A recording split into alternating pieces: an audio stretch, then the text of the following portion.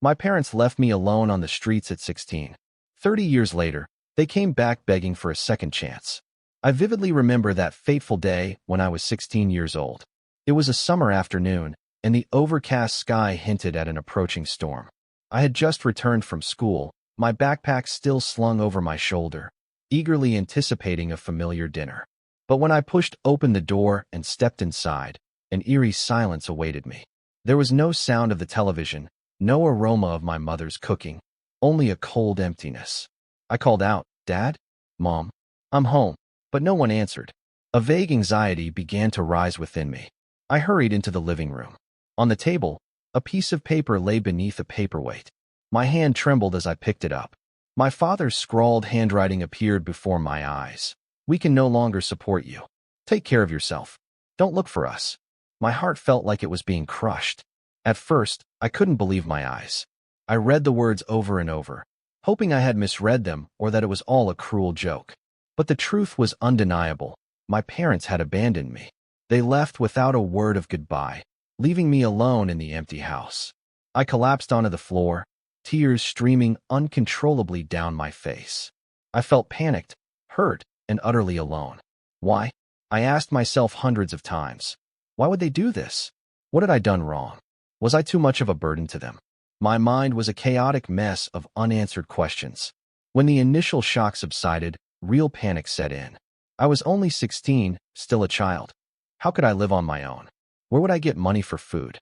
How would I continue going to school? A wave of worries crashed over me. It began to rain outside. The heavy drops pounded on the tin roof, echoing the frantic beating of my heart. I sobbed uncontrollably, calling out for my parents in vain. But the only response was the hollow echo of the cold house. That night, I huddled in a corner of the living room, staring blankly into the darkness. I curled up in the shadows, feeling like everything had collapsed. My only faith, my family, was now shattered. In the darkness, I hugged myself, seeking a sliver of warmth. I cried until I was exhausted and fell asleep on the cold floor. When I woke up the next morning, I dimly realized that I had to face reality. My parents were really gone. They weren't coming back. This house was no longer mine. I searched my pockets for any remaining change, a mere few dollars my parents had given me for spending money. It wouldn't be enough to live on for long. I knew I couldn't stay here long, both because of money and loneliness. I decided to leave home, carrying a backpack of clothes, a few notebooks, and an old teddy bear, the only childhood memento I had left. Before leaving, I took one last look at the familiar house, my heart aching. The images of our family together were now just memories. I bit my lip to stifle a sob and walked away. From this moment on, I was truly alone. I walked in the drizzling rain that night, not knowing where to go. The first night without a home, I huddled on a park bench, hungry and consumed by fear. The next morning, desperate, I went to the house of a close friend named Min and asked to stay. Min's family kindly took me in for a few days, but I knew I couldn't impose on them for long. After a week, I thanked them and lied, saying that a relative had come to get me, leaving before I became a burden. Back on the streets, hunger became a constant torment. There were days when I went without food, standing outside fast food restaurants, inhaling the aroma, tears welling up in my eyes. I once dared to ask for a dishwashing job in exchange for a meal, but I was rejected because I was too young. During the day, I went to the public library to read, escape the heat, and kill time. At night, I slept under store awnings or in schoolyards. Whenever I saw a police car patrolling, my heart would pound with fear of being taken to a juvenile detention center. One night, as I shivered under an awning, sheltering from the wind, an elderly homeless man approached me, handed me a piece of bread, and told me about places where I could get free meals, showers, and used clothes. He told me not to give up, to hold on until I turned 18 when there would be more opportunities. His simple words of encouragement warmed my heart in the darkness. Following his directions, the next day, I found a youth homeless shelter nearby. There, for the first time in days, I had a hot shower, clean clothes, and a decent meal. That night, lying on a cramped bunk bed among others in the same situation, I felt less alone. The difficult early days passed, and I survived through the darkest nights. Every morning, the sadness of losing my family weighed heavily on me, but the worry about food and shelter forced me to put it aside to survive. I told myself I had to get stronger every day. Deep down, I still held a faint hope that my parents would come back for me. It was that dim hope that kept me from collapsing during the most desperate nights. When I turned 18, I left the shelter. A kind social worker helped me get identification and introduced me to a car repair apprenticeship. During the day, I worked at the auto repair shop, and in the evenings, I washed dishes at a restaurant to earn a living. I rented a dilapidated room, sharing it with a few other laborers. Although life was still hard, at least I no longer had to sleep on the streets every night. Determined not to abandon my education, I enrolled in night classes to get my GED. Many evenings, cycling to class with an exhausted body, I felt like giving up. But remembering the letter my parents left, I gritted my teeth and told myself I had to prove that I could build my own life. Not everything went smoothly. There were times when I lost my job and had to sleep on the streets for a few weeks. There were times when I was too trusting and was swindled out of all my savings. Each setback devastated me, but I always picked myself up and started over. I did all kinds of honest work to survive, from handing out flyers to carrying heavy loads, as long as I kept moving forward. The traumas of the past also made me withdraw. I avoided making friends, didn't dare to fall in love for fear of having to talk about my family and enduring pitying looks. Many lonely nights, I would just sit and cry silently in the darkness, then wipe away my tears, telling myself that I had survived hell and nothing could bring me down anymore. When I was 23, my own skills landed me a job as a chief mechanic at a large garage. A decent income allowed me to pay off my debts, save some money, and move into a small apartment of my own. The first night in my new room, lying on the comfortable bed I had earned myself, I smiled through tears and whispered, "I did it." Even though life gradually stabilized, the pain of my family still lingered. Occasionally, I would take the bus to my old neighborhood, standing from afar and looking at our former house, now with new owners, my heart aching. I wondered where my parents were, whether they ever thought of me. Many years had passed, and I still hadn't heard from them. Once, after inquiring with old neighbors, I only learned that they had moved to another state. My heart felt as if it were being rubbed with salt. I understood I had to stop searching. I told myself to bury the past and focus on the future. Looking back at the stormy period, I saw that I had grown from the pain. I learned perseverance, independence, and deep empathy for the suffering of others. However, deep in my heart, the 16-year-old child still longed for an explanation, an apology from my parents, even though I knew it might never come. In my late 20s, my life began to bear fruit. At 28, I took a bold step and took out a loan to open my own small auto repair shop. At first, the business was incredibly difficult. I had to work tirelessly from morning till night. But after a few years, thanks to reputation and quality, my shop gradually gained customers and became stable. I was proud to have built a career with my own two hands. During that time, I met Emily when she brought her car to my shop for repairs. Captivated by her gentleness and warm smile, I mustered the courage to invite her for coffee after that repair. Fortunately, she agreed. Love came to me naturally. After a few months of dating, I told Emily about my past, about being abandoned by my parents. I was afraid of her reaction, but Emily just silently held my hand, tears welling up in her eyes, and said that she loved and admired me even more for having overcome so much adversity. We got married when I turned 30. It was a small, cozy wedding attended by friends and colleagues, people who had become my new family. Standing next to my bride, I shed tears of happiness but also felt a pang of sadness because there were no relatives on the groom's side. Emily understood, and she squeezed my hand in comfort. In the following years, our small family welcomed two angels. Our first daughter, Sarah, was born when I was 32, and our son, Jacob, 2 years later. The first day I held my daughter in my arms, I cried with overwhelming happiness. I told myself I would give my children a childhood filled with love and security, something I never had. Being a husband and a father helped me heal the old wounds. Emily and my children filled my life with love and laughter. Occasionally, Emily asked if I wanted to find my biological parents. I just shook my head. I had learned to let go of that hope. They chose to leave me, and I chose to live without them. Although thinking about the past still caused my heart to ache, I focused on what I had. Besides work and family, I also volunteered at the youth shelter, the place that had taken me in years ago. I wanted to contribute in a small way to helping other unfortunate young people, as a way to turn my pain into something meaningful for the world.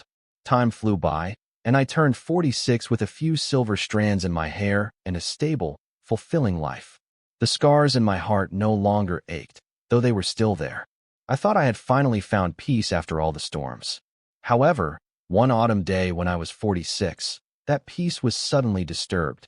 The family I thought I had lost long ago suddenly returned. One late autumn afternoon, as I was busy checking the last car of the day at the shop, the door creaked open. I looked up and froze. An elderly couple walked in, slowly and hesitantly. The man's hair was almost entirely silver, his back slightly hunched. The woman was thin, her gray hair pulled back in a bun. Although time had etched harsh lines on their faces, I recognized them immediately. They were my biological parents. My hand involuntarily tightened around the wrench so hard that my knuckles turned white. My heart pounded, a mixture of shock, anger, and a strange sense of joy. I couldn't speak, just stood frozen in the middle of the shop. My father, he looked much older now than in my memories, spoke first. "Hello, son." His voice was hoarse and trembling. My mother stood beside him, her eyes already red-rimmed, her lips moving but no sound coming out. In that moment, 30 years seemed to rewind into a single second. All the suppressed emotions exploded within me. I wanted to scream, to ask why they were here after all these years, but my throat was tight with bitterness. I just stared at them, tears welling up involuntarily, but I fought to hold them back. My father took another step, his voice trembling. "It's me, your father. Do you recognize me?" That absurd question sparked a flicker of anger within me. How could I forget? Their image had been etched in my mind for the past 3 decades, from their faces and voices to the most painful memories. I clenched my jaw, trying to stay calm. Finally, I managed to utter a few words, my voice as cold as ice. What are you doing here?" My mother burst into sobs upon hearing my question. She covered her mouth with her hand, as if to stifle the sobs. My father hung his head. After a moment, he looked up at me, his eyes filled with both shame and a flicker of hope. "We're sorry. We know we were wrong. We've been looking for you all this time." I felt my heart clench. The apology I had longed for all these years was suddenly uttered by the very people who had abandoned me. But strangely, it didn't bring immediate relief. Instead, it made me feel even more confused and angry. I didn't know how to react, so I just stood still, my hands hanging limply at my sides, my heart racing. The air in the shop seemed to freeze. My assistant in the back also peeked out curiously, but seeing the tense situation, he quietly retreated out the back door, leaving us alone. I took a deep breath, trying to find my voice. "Wrong? After 30 years, now you realize you were wrong." My voice wasn't loud, but it was filled with bitterness. My father nodded repeatedly, while my mother sobbed and spoke haltingly. "I'm sorry, son. I've regretted it every single day." Looking at my mother's haggard appearance, my heart ached, but the images of a lonely 16-year-old boy flooded back, making it difficult for me to soften. I asked, trying to keep my voice as calm as possible, "How did you find me?" My father replied, We hired someone to look for you. We went to our old house, and the neighbors said you sometimes stopped by. Then we followed the leads. Finally, we found your shop's address." He hesitated, then added, "We waited outside all afternoon, planning to wait until you finished work to talk." I looked outside. It was already dusk. For a moment, I imagined the 2 elderly figures waiting in a cafe or on a street corner before mustering the courage to come in and see me. Perhaps they were just as afraid of me as I was of them at this moment. Finally, I took off my oil-stained gloves, trying to keep my voice steady. "We should talk somewhere else." After all, an auto repair shop wasn't the right place to resolve this complex family matter. I grabbed my jacket, turned off some of the shop lights, and led my parents outside. My mind was in turmoil, but I knew I needed to hear what they had to say, even though it might not be what I was expecting. We walked silently side by side on the sidewalk, like 3 strangers who happened to be going in the same direction. At the end of the street was a small cafe, empty in the late afternoon. I suggested we go in there to sit. Inside, soft music played, and the aroma of coffee filled the warm air. We chose a table tucked away in a corner. I sat opposite my parents, feeling awkward and tense. The waiter brought our drinks and then tactfully left, leaving us in a heavy silence. I looked directly at the two people in front of me, the people who were once my whole world, then cruelly abandoned me, and waited. My mother continued to sob and wipe her tears. My father placed his thin, wrinkled hands on the table, his voice trembling slightly. "We owe you an explanation." My parents began to explain, their voices choked with tears. They said that back then, our family had fallen into dire straits. My father lost his job, debts piled up, and he turned to alcohol. Creditors came to our house, threatening us daily. Desperate and afraid, they decided to run away. My father choked up, "We were wrong. We should never have left you like that." My mother sobbed, "I was so weak and blind to listen to your father. I thought someone would find you and take care of you. But I was wrong. I've lived with regret every single day." They said that after leaving, a few weeks later they secretly returned to look for me, but I had disappeared without a trace. They panicked and searched everywhere but didn't dare involve the police, fearing they would be charged with abandonment. Over the years, every day they lived with guilt and tried to find news about me. It wasn't until recently, thanks to a lead, that they were able to track me down and have the opportunity to apologize. I listened silently, my heart overflowing with mixed emotions. Then, all the pent-up resentment suddenly burst forth. Tears streamed down my face without me realizing it. I choked out, "Do you know what I've been through?" At 16, I had to sleep in parks, hungry and afraid. I starved. I froze. I was shunned by society. "Where were you?" I almost yelled. I struggled to survive on my own. Every time I saw my friends with their parents, I wondered why I didn't deserve to be loved. What did I do wrong? My mother covered her face and sobbed uncontrollably. "We're sorry. We're so sorry." My father's voice trembled. "1,000 apologies aren't enough, but we truly regret it." I wiped my tears, painfully uttering, "Sorry? I've dreamt of this apology for 30 years. Countless nights I dreamt that you would come back to get me, only to wake up to darkness. Now, just an apology, can it erase everything that happened?" After pouring out my heart, I sat gasping for breath, feeling empty inside. My parents were silent, their heads bowed. They were now just two frail, small figures, very different from the larger-than-life images in my memory. Seeing their haggard and sorrowful appearance, I felt my heart clench again. I was still angry, but also heartbroken by their remorse. My father tremblingly opened his briefcase and placed a savings book on the table. "This is some money we saved, hoping to make it up to you." I looked at the book and shook my head firmly, pushing it back. "I don't need your money. Money can't compensate for 30 years. My father nodded, his eyes red. My mother took my father's hand, her voice pleading through her tears.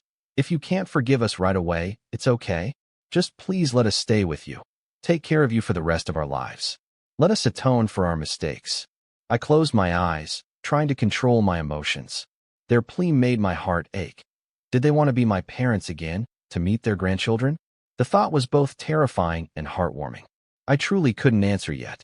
After a long moment, I stood up, speaking softly. "Today, that's enough. I need time." My parents quickly nodded. My father took a piece of paper, wrote down his phone number, and placed it on the table. "This is our number. When you're ready, please call us. We'll always be waiting." I didn't look at the paper, just silently nodded. We left the cafe in silence. It was dark and chilly outside. I walked my parents to their car. I simply whispered, "Goodbye," and turned to walk towards my own car. Sitting in the car, I burst into tears. The reunion after 30 years ended in tears and uncertainty. The past and present were tearing at my heart. I knew I needed to calm down. That night, I returned home in a state of turmoil.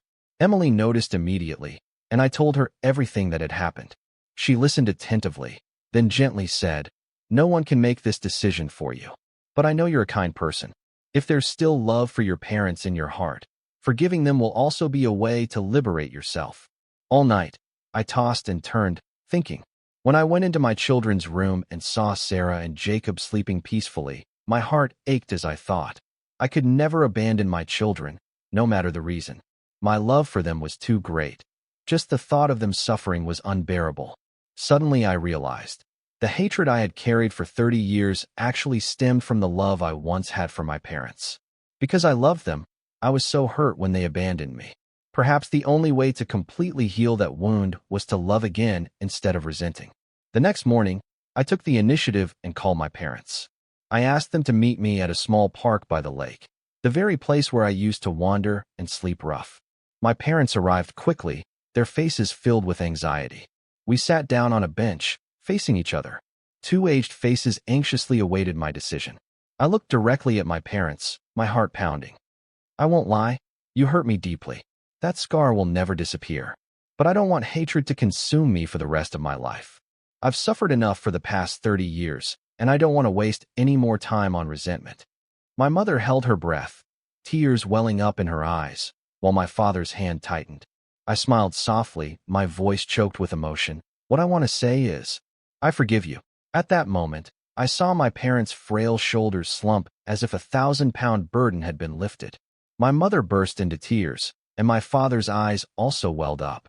He hesitantly reached out to me, and I took his trembling hand. I pulled both of them into a hug. The three of us embraced on the park bench and wept together. In that belated embrace, my mother kept sobbing. Thank you. Thank you. My father whispered through tears. We love you. We always have. I also sobbed. I love you both. Those words melted away all the ice around my heart.